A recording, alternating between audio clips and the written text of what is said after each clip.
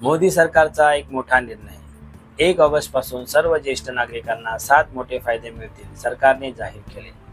ज्येष्ठ नागरिकांसाठी ओळखपत्र सुविधा, मासिक पेन्शनद्वारे आर्थिक मदत दिली जाईल, तुम्हाला SC/SS मध्ये अधिक व्याज मिळेल, आरोग्य सुविधा अधिक सुलभ होतील, परवडणारी आणि सवलतीच्या दरात प्रवास व्यवस्था, कायदेशीर आणि बँकिंग मदत देखील सोपी होईल। ज्येष्ठ नागरिक कार्डचे काय फायदे आहेत, चला आपण सविस्तर जाणून घेऊया।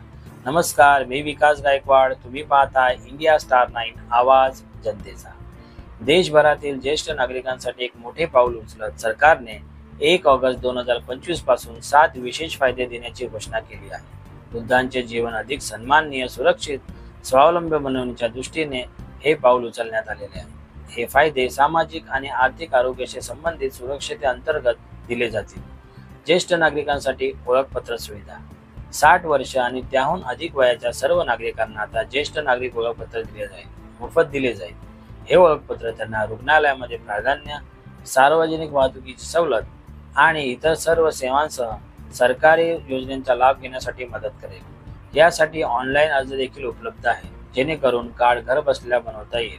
मासिक पेन्शनद्वारे आर्थिक मदत दिली जाईल। सरकारने वृद्धांना दरमहा 3500 पर्यंत पेन्शन देण्याची योजना सुरू केली आहे। ही सुविधा विशेषतः BPL कार्ड धारक किंवा कमी उत्पन्न असलेल्या ज्येष्ठ नागरिकांना दिले जाईल। दैनंदिन गरजांपासून वृद्धांना आर्थिक अवलंबित्वापासून मुक्त करणे हा योजनेचा उद्देश आहे। तुम्हाला SC/SS मध्ये अधिक व्याजदर मिळेल। ज्येष्ठ नागरिक बचत योजनेच्या अंतर्गत SC/SS व्याजदर आता सुमारे 11.68% पर्यंत वाढवण्यात आला आहे। आता यामध्ये 7 वर्षासाठी 30 लाख रुपयाची गुंतवणूक जर केली तर योजनेद्वारे ज्येष्ठ नागरिकांना दर तिमाही त्यांच्या खात्यामध्ये थेट व्याज मिळेल।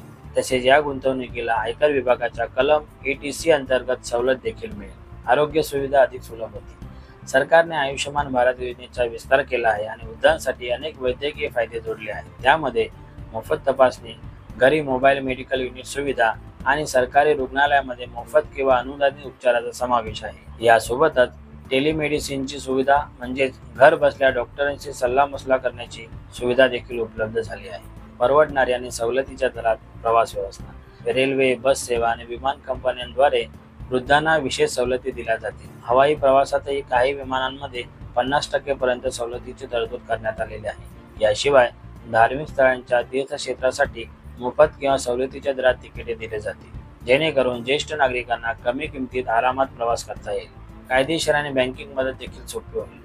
ज्येष्ठ नागरिकांना आता कायदेशीर मदतीसाठी मोफत सल्ला केंद्राचा लाभ मिळणार आहे। याशिवाय बँकिंग क्षेत्रातील ज्येष्ठ नागरिकांसाठी स्वतंत्र रांगा, प्राधान्य सेवा व विशेष मदत केंद्र देखील उपलब्ध असतील। त्यामुळे आर्थिक व्यवहार अधिक सोपे आणि सुरक्षित होतील।